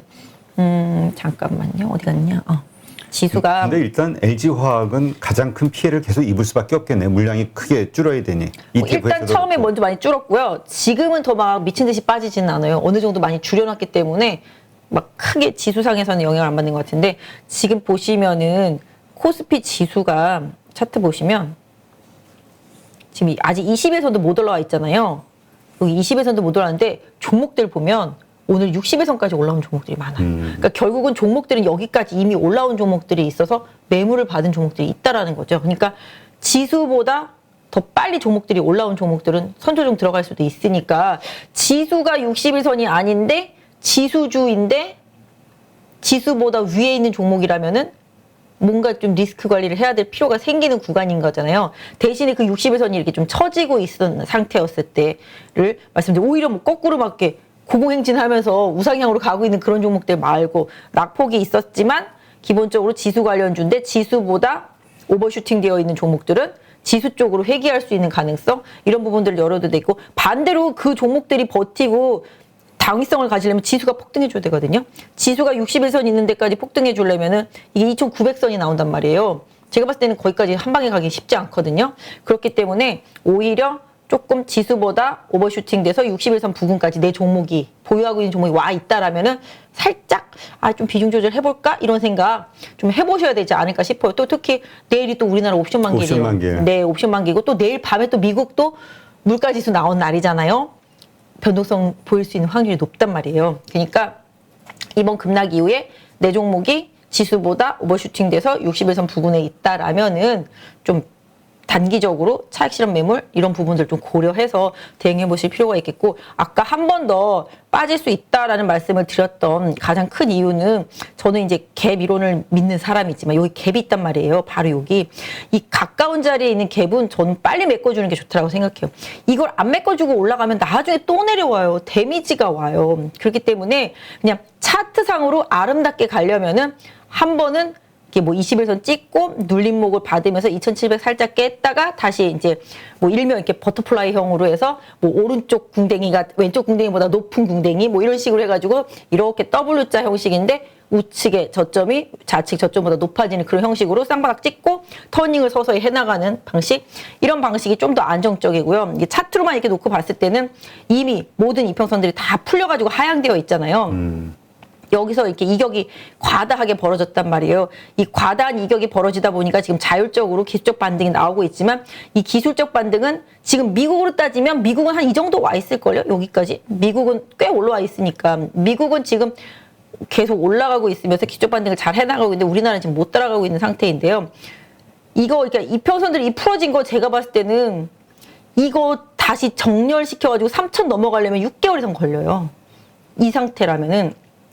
그렇기 때문에 이 정렬을 좀 빠르게 돌려주려면은 주가가 폭등하는 수밖에 없는데, 폭등할 근거를 아무리 찾아봐도 3월달까지는 별로 없단 말이에요. 그렇죠. 네, 수급적인 부분도 분명히 부담이 있고, 반면에 이제 여기서 왔다리 갔다리 하면서 일단 21선을 끌어내려 놓고 올라갔다 내려갔다 하면서 61선도 지금 내려오고 있는데, 완만하게 된 시점에서 왔다 갔다 터치하면서 변화 시도하려면은 몇 달 걸릴 것 같아요. 제가 생각할 때는. 그래서 급등하면은 혹시라도 급등이 나온다라면은 매도해 주는 게 맞고, 아까 말씀드린 대로 지수보다 오버슈팅 되어 있는 종목들이 61선 부근에 있는 종목들이 있다라면은 조정을 좀 대비해서 비중을 조절해 놓고 기다리는 전략이 맞을 것 같고, 다만 최근에 보면 지수는 이렇게 저점을 계속 안 깨고 올라오잖아요. 저점을 이제 안 깨고 계속 올라와서 긍정적이긴 하지만 지수는 크게 염두에 두지는 않는다. 내 종목이 더 중요하다, 지금은. 그래서 종목에 조금 더 집중하시는 전략을 쓰시는 게 좀 맞지 않을까 싶어요. 그래서 지금 남아있는 최악의 시나리오를 생각해보면, 뭐, 러시아하고 우크라이나하고 한판 붙는 거죠? 한판 붙는 저것도 정도는 있을 아니고. 것 같아. 그 FOMC 1월 의사로. 네, 그것도 그렇고. 회의록 그 공개가 됐을 때 또 여기서 또, 야, 이거 뭐, 응? 근데 지금 근데 연준이 얘기할 때 3월 달에 금리 인상은 맞지만 25bp를 선호를 하잖아요. 뭐 혹시라도 50bp 나오면 그거는 진짜 쇼크 될 것 같긴 해요. 그렇게 하지 않을 것처럼 이제 연준의 매파적인 의원들도 말을 하고 있으니까 그 부분에 대한 이제 신뢰감, 안심 이런 것 때문에 최근에 미국 시장이 반등을 하고 있는 거고, 미국의 이제 지난주에 나왔던 이제 고용 지표라든지 뭐 이번 그런 부분들도 시장에서는 긍정적으로 받아들였던 부분들이 좀 일정 부분 있고, 그 다음에 지금 이제 나와야 될 이 물가지수, 이게 지금 핵심이거든요. 이게 높아버리면은 얄짤없거든요. 이게 조금 다운돼 주면은 아, 연준의 보폭을 조금 좁힐 수 있겠구나라는 시장 안도, 이런 부분들이 조금 영향을 줄 수 있을 것 같고, 미국 시장도 지금 완전 춤춰요. 뭐 대형주들이 하루에 뭐 25% 35%씩 막 왔다리 갔다리 하고 그렇지. 있기 때문에 미국도 마찬가지예요. 그래서 미국에 지금 보시면 페이스북, 메타 맛이 같잖아요. 이 부분에 대해서 미국에 있는 그 뭐 운용사들이라든지 뭐 애널리스트든지 말하는 거 보면은 이제 페이스북은 약간 좀 한물 간 것 같은 느낌. 그죠? 과거에 이제 코로나 시대 때 향유했던 그 이익을 그대로 유지하기 어려워졌다는 거죠. 그러니까 그게 딱 시장의 포인트라고 보시면 돼요. 우리나라도 마찬가지예요. 과거 코로나 2년 동안 시장에서 핵심적으로 시장을 주도했고 이익 성장을 보여왔던 기업들은 다운될 수밖에 없다. 그만큼 더 성장하기 쉽지 않다라는 거죠. 그래서 우리나라에서도 그 메타의 모습을 보면서 그거와 비슷한 스킴에 있는 종목들이라면 다 경계해야 되는 거잖아요. 그런 부분들. 그래서 항상 금리가 올라가는 시기에는 실적주, 가치주 이런 쪽에 초점을 맞춰줘야 된다라는 거죠. 그래서 실질적으로 올해는 죽었다 깨도 실적이에요. 정답은 무조건 죽었다 깨도 실적이고, 그 부분은 계속 뭐 몇 달 전부터 말씀드려왔지만 절대적인 실적에 입각해야 되고, 아까 말씀하신 대로 경기가 좋아지지도 않는데 금리가 올라가는 그 환장하는 그런 상황, 그런 부분들이 나타난다라면은 진짜 그때는 정말 경기 방어주 필수 소비재 뭐 이런 부분들 정도, 가치주 이런 정도가 조금 상대적으로 조금 강할 수 있지 않을까 싶은데, 그게 아니라 정상적으로 경기가 회복되는 과정이 나타나고 코로나가 이제 줄어들면서 사람들의 생활이 정상화되는 과정 중이라면은 결론적으로는 과거 2년 동안 가장 피해봤던 종목들한테 기회는 계속 돌아온다라고 봐주시는 게 맞을 것 같아요. 네. 자, 오늘 그 라이브 방송 하면서 그 들어왔던 종목 상담이 좀 있었는데 못 해드린 게 있어요. 그거에 네. 대해서 좀 볼게요. 제가 좀 봐드릴게요, 그러면. 자, 일단 하이트질러 요즘 그 리오프닝주 이슈로 오르고 네. 있는데 지금 네. 매도해야 되냐 아니면 더 가지고 있어도 되냐? 뭐 지금 음식료의 원탑은 롯데칠성이죠. 실적도 워낙 좋았고 롯데칠성 상당히 좋았었는데, 하이트진로도 제가 생각할 때는 지금 상황이라면은 뭐 조금 장기적으로 봐야 되냐, 이제 단기적으로 봐야 되냐, 뭐 이 부분일 것 같긴 한데요. 일단 추세만 놓고 보면 아직까지는 하락 추세죠. 그죠? 이렇게 보시면 아직까지는 하락 추세지만 만약에 리오프닝주 수혜주 뭐가 되겠냐? 당연히 먹는 쪽에서 답이 나오거든요. 술도 마찬가지잖아요.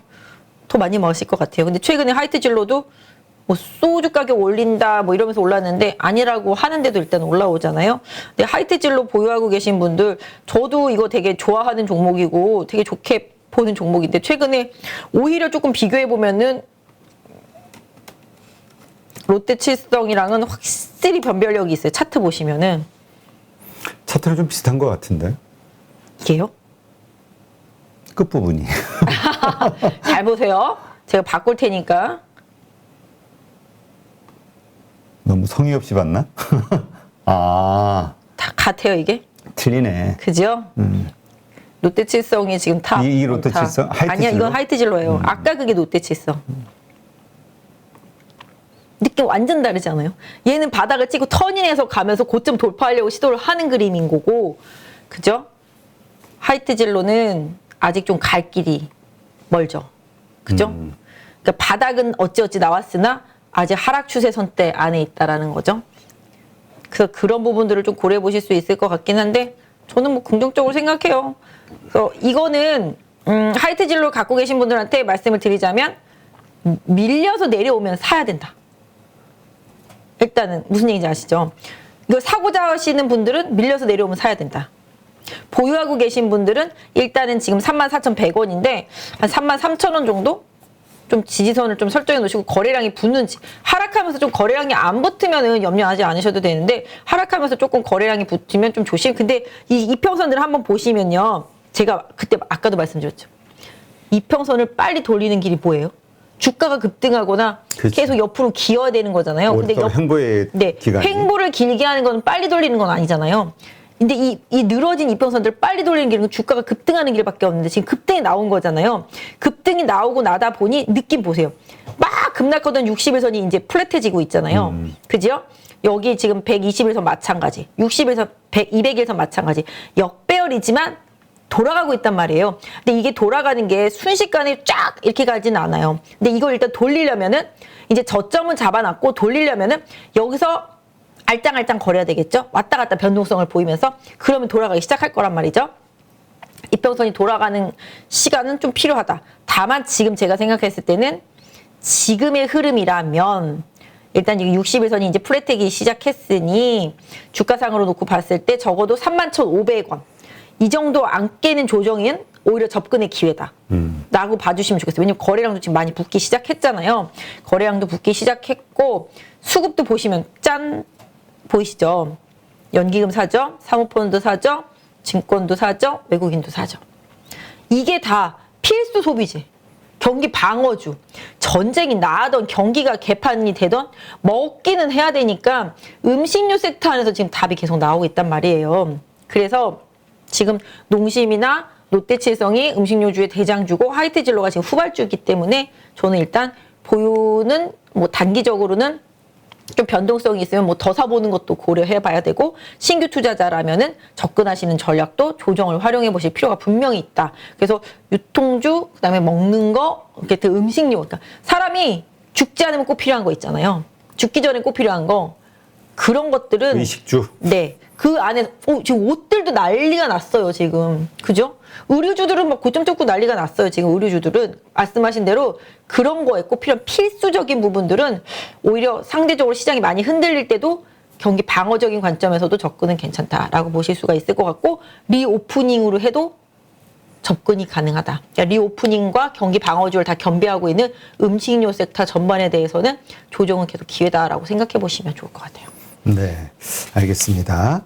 자, 뭐 우리 CJENM은 아까 좀 잠깐 이야기했는데 차트만 봐드릴까요? 예, 그러면? 이슈로 일단 네. 급등을 했는데 네, 이 급등한 이 시점을 이용해서 매도를 해야 되냐, 비중을 줄여야 되냐, 아니면 진짜 CJENM이 참 덩어리가 크죠. 더 가져갈까? 기대감은 커요. 워낙 네. 포트폴리오가 좋아서 네, 요새 사업에. 지금 뭐 SM SM도 이제 인수한다고 그러죠. SM도 인수한다고 그러죠. 그래서 그거 인수하려고 가지고 있는 넷마블을 던질까봐 넷마블이 급락했었잖아요. 그렇다시피 제가 봤을 때는 일단은 이것도 엔터주들, 그다음에 컨텐츠주들도 다 리오프닝주라고 보시면 맞을 것 같아요. 왜냐하면은 코로나 때 드라마 많이 못 찍었고 비용도 많이 들어갔었고 추가적으로 그런 부분들이 좀 제어될 가능성이 좀 있으니까 그래서 실질적으로 지금 주가만 놓고 본다라면은 뭐 물적 분할하는 부분이 뒤로 보류가 됐으니 단기적으로 바닥에 대한 시그널은 좀 나왔다라고 보실 수가 있겠고요. 지금 뭐 차트로만 놓고 본다라면은 이제 보유하신 분들은 뭐 이 부분이 지선 역할을 좀 해줄 거라고 보고 있고요. 저항 때는 지금 뭐 옛날에 이거 그어놨던 선들이에요. 지금 그은 게 아니라 예전에도 한번 분석해 드릴 때 왜냐면 그때 한 19만 원까지 갔었을 거예요. 아마 그때도 제가 한번 매매를 했었었는데 19만 원대 넘어갔다 이제 내려온 부분이죠. 여기서 이제 급락이 나왔던 분, 아마 이때 물적 분할한다고 해서 아마 급락했었을 것 같아요. 제가 생각할 때는 지금 다시 안 봤지만, 근데 아무튼 지금은 뭐 21선을 위로 올라탔지만 이 21선과의 괴리를 줄이는 왔다 갔다 하는 행보, 그런 변동성 이런 부분들은 충분히 있을 것 같아요. 그래서 지금 CJENM 보유하고 계신 분은 한 13만 원, 지금 13만 8천 원이거든요. 13만 원 강하게 이탈하지 않는다라면 보유하시고 이 종목을 나는 좀 올해 좋아질 것 같아. 한번 투자해보고 싶어. 그러신 분들이라면은 13만 원 깨지 않는 선에서의 조정이 나오면 그 조정폭도 분명히 좀 활용을 한번 해볼 수 있다. 이것도 역시 좀 리오프닝이라고 보실 수가 있겠고 다만 이제 아시다시피 컨텐츠라든지 엔터주라든지 이런 종목들이 다 코로나 시대 때 상대적으로 견조했었어요. 아시잖아요. 엔터주들도 마찬가지가 됐고. 그래서 이런 이 견조함을 오히려 뚫어낼 수 있는, 왜냐하면 아시다시피 뭐 넷플릭스 효과도 좀 많이 있었었고 국내에서 오징어 게임 효과도 많이 있었었기 때문에 그냥 차트로만 보시면 지금 일단 CJENM은 이게 쌍봉이 형성된 상태라서 이 봉을 넘으려면 뭔가 큰 변화가 필요하다. 그래서 상대적으로 아주 길게 가져가려는 호흡보다는 단기적인 트레이딩 영역에 있다라고 1차적으로 좀 봐주시고, 보유하신 분들은 제가 아까 뭐라 그랬죠? 지수보다 많이 올라온 종목은 61선 부근에 저항이 있다고 말씀드렸잖아요. 지금 이 종목 보세요. 지금 61선 부근 거의 다 왔잖아요. 그렇기 때문에 만약에 CJENM이 추가적으로 상승 시도를 해가지고 최소 14만 원에서 14만 5천 원 부근까지 간다라면은 단기 매도 타이밍이다. 라고 기술적으로는 말씀드릴 수가 있을 것 같아서 보유하신 분은 14만 원에서 14만 5천 원 사이에 기술적 반등이 추가적으로 나온다라면은 한번 매도해놓고 다시 나중에 재발락했을 때 재매수하시는 전략 이런 부분들을 좀 쓰셨으면 좋겠습니다. 네. 자, 금호석유 한번 볼까요? 네, 금호석유 미쳤죠. 금호석유도 참 그 돈 버는 거에 비하면 가치가 좀 저평가돼 있다 이야기를 많이 듣고 있는데 맞아요. 참 반영이 안 돼요. 화학 애널리스트들이 진짜 금호석유 너무 싸다 너무 싸다 옛날에 많이 그랬었거든요. 근데 이때가 좀 많이 갔었을 때가 이때는 이제 그 아시잖아요. 조카와 뭐 사이인가? 막 계속 경쟁하는 부분들, 지분 경쟁 그런 부분들도 분명히 있었을 때고 뭐 주가도 그때 뭐 잘 팔렸으니까 제품들이 라텍스도 마찬가지가 되겠고 이런 부분들 괜찮았었는데 금호석유도 궁극적으로 주가는 많이 빠졌어요. 주가는 많이 빠졌고 오늘 이제 그 이제 조카가 이제 주주 제안하면서 사회이사 2명 뭐 추천하고 뭐 이렇게 하면서 약간 뭐 다시 지분 경쟁 가는 거 아니냐 뭐 이렇게 얘기도 나오는데 지분의 변화는 아직까지는 없고요. 그냥 좀 경각심 정도 뭐 이런 부분들이 좀 생기면서 주가가 좀 강하게 반등했는데 아까도 말씀드렸다시피 대한유화도 정말 미치듯이 빠지고 나니까 목표 주가 내려도 안 내려간다고 말씀드렸잖아요. 뭐 롯데케미칼도 마찬가지로 금호석유도 그런 시점이라고 보시면 좋을 것 같아요. 기술적으로는 장기적으로 좀 조정을 많이 받았기 때문에 바닥권에 있는 상태고요. 차트로만 보시면 저는 예전에 항상 갭을 말씀드리는데요. 여기 갭이 있었어요. 이게 언제죠? 작년 1월에 생긴 갭이에요. 이번에 메꿨어요. 하락하면서 보이시죠? 그래서 이 갭을 이번에 메꿨다. 그래서 이제 갭을 메꿨기 때문에 어느 정도 바닥 잡기가 조금 이어진다라면은 숙제는 다 했다. 이게 앞에 갭이 항상 있으면 이게 숙제가 항상 남아 있어서 꼭 매꾸로 내려오니까 이게 항상 불안불안하더라고요. 근데 일단은 지금 이것도 역시 21선 통과하고 61선 아까 말씀드렸죠. 지수보다 지금 오버슈팅 되어 있는 상태죠. 61선 맞고 지금 조정이 들어간 상태입니다. 일단 61선의 전 저항은 어쩔 수 없는 부분이고요. 조정이 온다 하더라도 이 금호석유 보유하신 분들이라면은 지금 16만 4천 원입니다. 제가 생각할 때는 한 15만 7, 8천 원 정도 네, 그 정도 잘 안 깨고 잘 버텨준다라면은 조금 더 유지하셔서, 왜냐면 여기서 밑으로 빠질 수도 있지만 이제 옆으로 길 수도 있거든요. 그래서 조금 주가상으로는 조금 한 15만 7천 원? 뭐 이 정도 안 깨지면 버텨보실만 한데, 만약에 난 그래도 고점에 단계 팔고 싶다 하신다라면은 오늘 고점 부근을 이번 주 중으로 강하게 못 돌파하면은 단계 고점에서 좀 정리해놓고 오히려 좀 60에서 넘어선 다음에 재접근하시는, 더 비싸게 재접근하시는 전략, 이런 부분들을 좀 쓰실 수가 있을 것 같아요. 다만 아까 말씀드렸던 대로 화학주들이 1분기까지는 좀 안 좋고요. 1분기 실적까지는 조금 좋을 수가 없어요. 좋을 수가.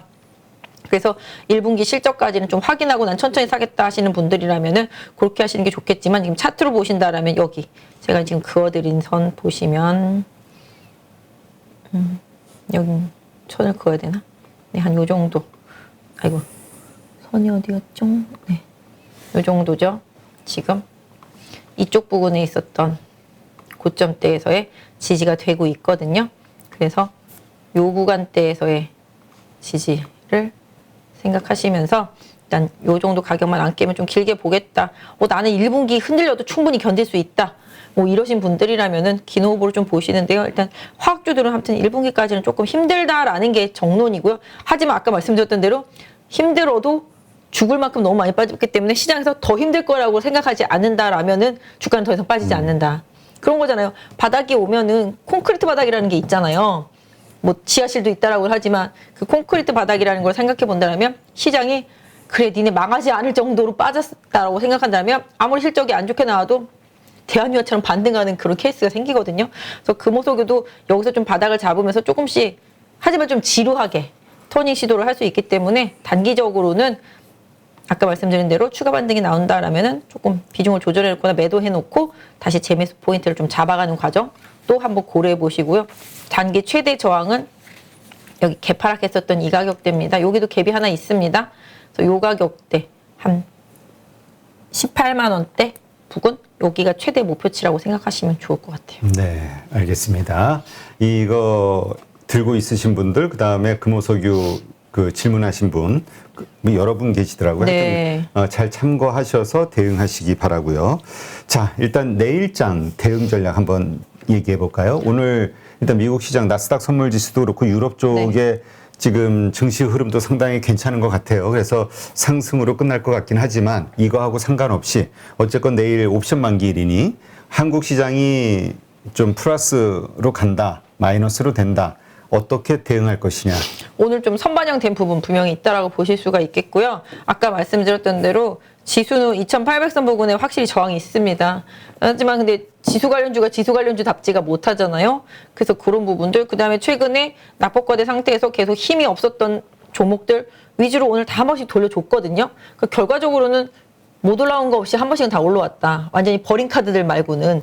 그렇기 때문에 내일장 초반에 또 상승하게 되면 분명히 매물 나올 수 있다라고 보고 있습니다. 그래서 아까 말씀드린 대로 지수보다 오버슈팅된 종목들 같은 경우는 내일 좀 추가 반등이 나온다라면은 비중 조절 한번 해놓고 다시 저점에서 재매수하시는 전략. 왜냐면 목요일 날 일단 약간 불안하니까 밤에 소비자 물가 지수 좀 불안하니까. 그게 10일인 목요일 날 밤에. 그치, 10일이죠. 네. 그러니까 그거 불안하니까 그거 조금 확인하고 접근하시는 전략을 좀 쓰시는 게 좋을 것 같아요. 그리고 뭐 아예 지금 바닥은 아니잖아요. 어느 정도 슈팅해서 계속 지금 보시면 못 올라오고 있던 애들도 오늘 쭉쭉쭉쭉쭉 올라와 줬잖아요. 그렇기 때문에 아주 바닥권은 아니다라는 생각이기 때문에 특히 그거보다 좀 더 올라온 종목들 조금 아까 이제 차트 보면서도 말씀드렸지만 지수는 지금 밑에 있는데 오히려 그보다 오버슈팅 되어 있는 종목들 있었잖아요. 그런 종목들 특히 이제 내일 같은 경우 추가적인 상승이 나오거나 지수 2800선에 부딪히게 된다라면은 한번 차익실을 해주시고 다시 밑에서 기다리시는 전략을 좀 쓰면 좋을 것 같고요.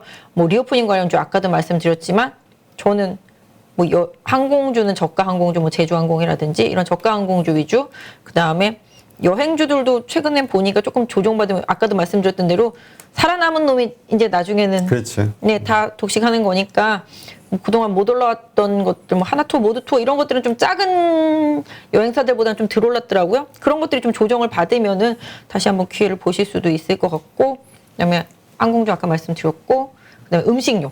네, 음식료는 저는 뭐 상대적으로 못 올라온 종목 많아요. 제일제당도 덜 올라왔고, 오리온도 좀 덜 올라왔고, 뭐 그런 부분들 조금 활용해 보실 수가 있겠고, 아까 하이트진로 같은 경우도 눌리면은 저가 매수다. 그래서 최근에 좀 주도적으로 올라왔던 종목들은 오히려 좀 조정을 기회로 삼아 보시고 오늘 많이 올라왔었던 경기 민감주라든지 이런 부분들도 확실하게 시장의 외국인 수급 개선되지 않는 상태에서의 기술적 반등이 또 추가적으로 나온다라면은 역시 한 번은 조금 끊어줬다가 다시 재매수하시는 전략을 좀 쓰는 게 좋지 않을까. 그래서 지금은 아까 말씀드린 대로 바닥인 것 같지만 완벽하지는 않다. 그래서 추가적인 반등이 나왔을 때 뭔가 앞으로 다가올 리스크가 있다라면은 확인하고 가는 게 맞다라고 생각을 하고 있습니다. 그래서 일단은 뭐 최근에 많이 빠진 만큼 다 돌아가면서 올라왔으니까 또 돌아가면서 또 빠질 수도 있잖아요. 그런 부분들 좀 대응해 보시고 상대적으로 좀 많이 빠졌던 2차 전지 소재주들도 오늘 우르르 다 많이 올라왔거든요. 그러니까 오늘 많이 올라온 것은 좀 내일 경계하시고 오늘 덜 올라온 것은 뭐 내일 혹시라도 빠진 다음에 또 그런 것들에 대한 관심을 가져주시는 대응 전략이 조금 필요하다라고 보실 수가 있을 것 같아요. 네, 알겠습니다. 하여튼 잘 참고하셔서 하여튼 제가 방송 때 계속 말씀드리는데 자꾸 전문가분들의 그 결론에 자꾸 집중하지 마시고 왜 그러한 결론에 도달하셨는지에 대한 그 근거 이거를 생각하면서 나는 어떻게 할 것인가 생각해서 결정을 좀 하시기를 다시 한번 부탁드릴게요. 주식이 좀 어려운 것 같아요. 어렵죠. 왜냐하면 내가 바닥이라고 생각해서 저도 뭐 사고 뭐 그렇긴 하지만 결론적으로 또 시장이 확 바뀌어버리면은 그 종목이 빠져버리면 저는 또 이제 잘못 추천한 사람이 돼버릴 수도 있잖아요. 그 시점에 맞게는. 그래서 그런 부분도. 근데 고객분들도 마찬가지예요. 주가가 많이 빠지면 더 빠질 것 같다고 계속 이제 방송에서 말을 하니까 왜 주식을 안 팔고 있냐라고 말씀을 하실 수 있잖아요. 근데 제가 생각할 때는 더 빠지면 서야 될 타이밍이니까 일단 안 팔고 있는 거고 어디서 어떻게 리바운딩이 나올지 모르니까 또 안 팔고 있는 경우들도 많이 있거든요.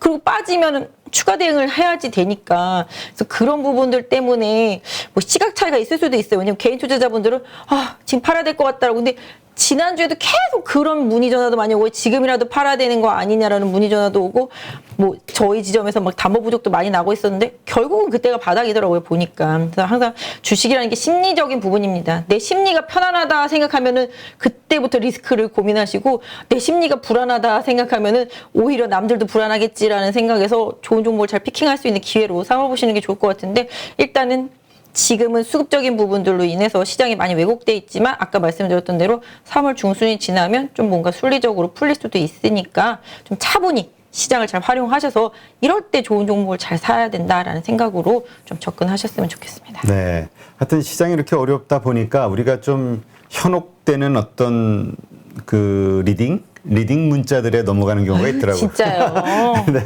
오늘 온 그 리딩 문자를 하나 읽어드리면 갑자기 내 번호를 어떻게 알았는지 모르겠어요. 저 진짜로. 스치기만 해도 오른다. 수익률 1500% 찍은 세력주. 쇼트랙인가 봐요. 쇼트랙. 스치기만 해도 실격.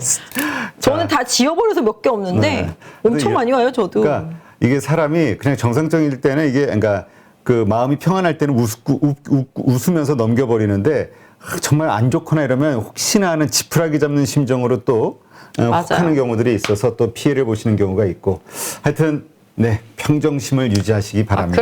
그럼요. 네. 항상 진짜 뭐 하락론자, 비관론자들은 잠깐은 승리하지만 항상 시장에서 승리한 사람들은 긍정론자들이었습니다. 네, 알겠습니다.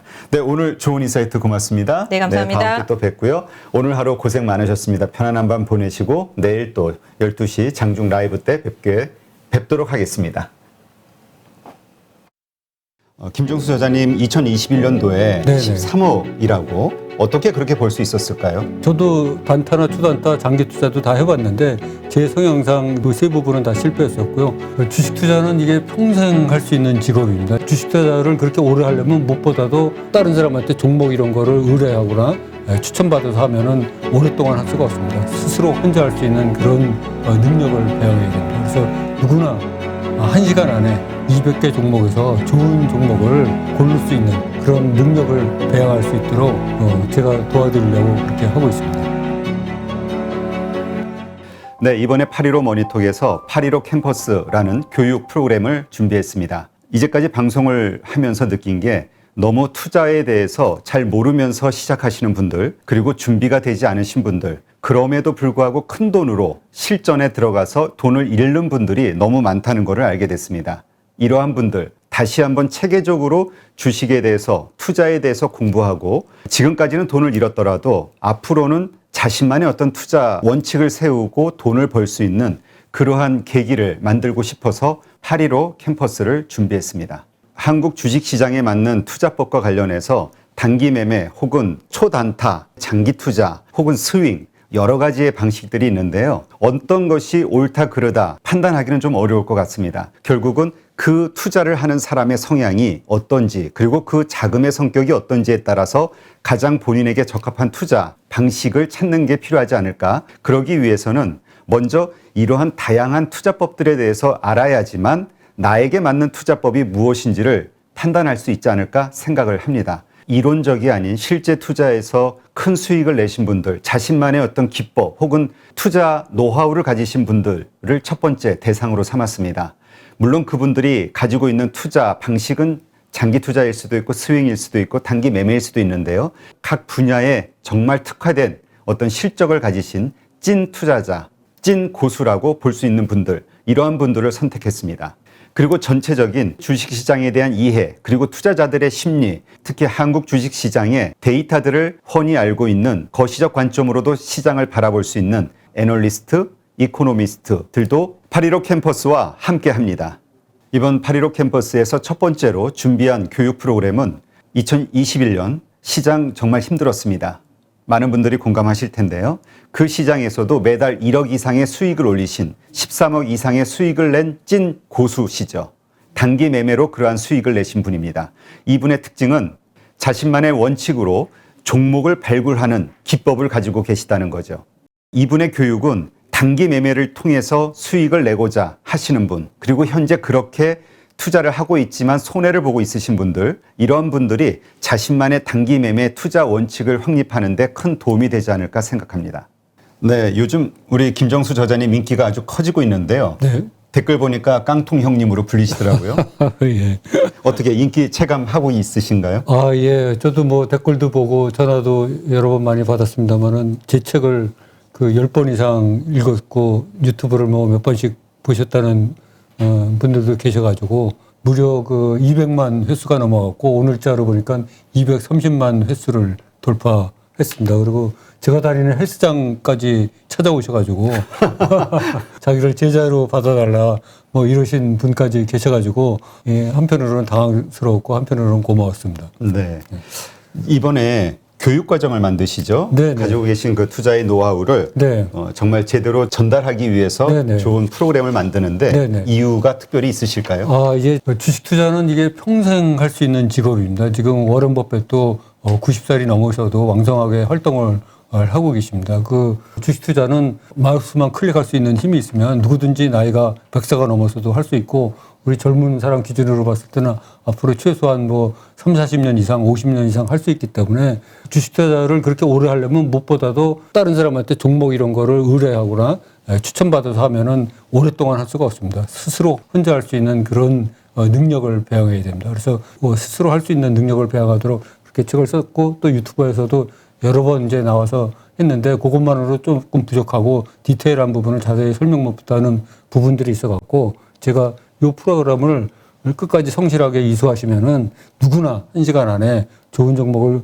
고를 수가 있고 또 나만의 필살기를 갖추어가지고 평생 그 낚시를 즐기면서 할 수 있는 그런 바탕을 마련해주고자 하고 있습니다. 그래서 깡통을 무려 12번이나 쳤지만 13번째 성공하고 14년대 무려 13억 이상의 돈을 번 제가 확신을 가지고 여러분을 도와드릴 테니까는 여러분도 저를 믿고 같이 따라와 주시면 좋은 결과가 있을 것으로 이렇게 생각이 됩니다. 이 교육 과정을 통해서 그 교육 과정을 수료하는 분들에게 꼭 이거 하나만큼은 꼭 가르쳐 주고 싶다, 도움을 주고 싶다 하는 게 있다면 뭐가 있을까요? 아, 그럼 물론 이제 제가 하루에 200개 종목을 12분의 1차로 이렇게 고를 수 있다고 여러 번 말씀드렸는데 이 프로그램을 이제 성실하게 잘 이수하고 공부하신 분들은 누구나 1시간 안에 200개 종목에서 좋은 종목을 고를 수 있는 그런 능력을 배양할 수 있도록 그렇게 프로그램을 짜고 제가 도와드리려고 그렇게 하고 있습니다. 한국 주식시장에서 장기 투자로 돈을 벌기는 쉽지 않다 이런 얘기 하시는 분도 있고요. 네네. 또 단기 투자 혹은 네. 단타를 통해서 돈을 벌기는 더더욱 쉽지 않다. 네, 이렇게 네. 생각하시는 분들도 있거든요. 네, 네. 그런데 우리 김종수 저자님은 단기 매매를 통해서 네, 네. 수익을 내신 거잖아요. 네, 네, 13억을 그렇습니다. 보신 건데 네, 네. 그 단기 매매의 그 기간, 그러니까 네. 어떤 주식을 샀을 때 언제 파시는지. 네네. 제가 이제 주로 장대 양봉이 형성된 그 세력이 돈을 넣은 그런 종목을 위주로 특히 또 그 턴어라운드 된 그런 주식만 사서 그 이익이 한 플러스 10% 정도 나면은 매도를 하는 그런 거를 이제 기계적으로 반복을 해왔습니다. 그래서 그 수익이 누적되다 보니까 굉장히 큰 수익을 낼 수 있었습니다.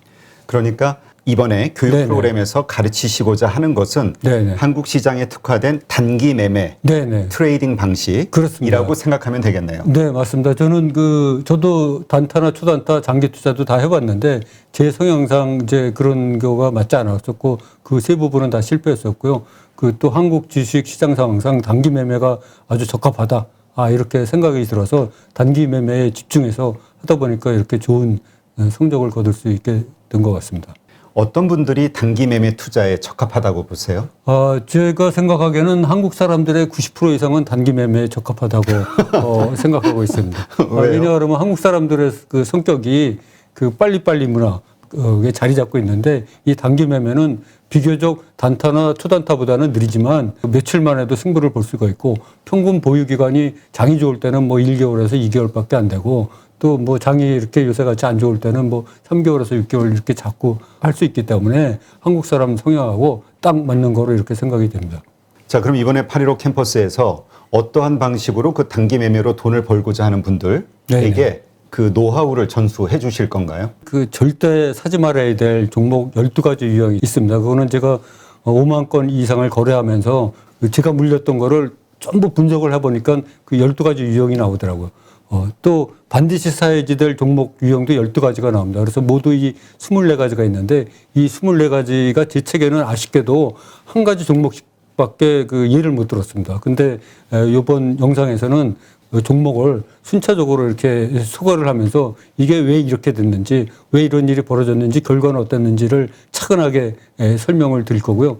또 제 책에서 아쉬웠던 부분이 그 200개 종목을 한 개에서 5개 정도 좋은 종목으로 추리는 과정을 거의 축약적으로 설명을 했기 때문에 실제로 그 일반 분들이 책만 보고 쫓아오기는 굉장히 힘듭니다. 그래서 그 200개 종목을 일일이 하면서 이 종목은 왜 선택이 되고 이 종목은 왜 선택이 안 됐는지 그런 거 원인과 그런 거를 자세하게 설명드리면은 몇 번씩 보시다 보면은 스스로 그런 능력이 되지 않을까 이렇게 생각을 합니다. 그런데 이제 VOD 네. 강의만 보고 배운다는 게 쉽지 않다. 하다 네네. 보면은 생각과는 다른 네네. 여러 가지 어려운 문제들이 생기잖아요. 네네.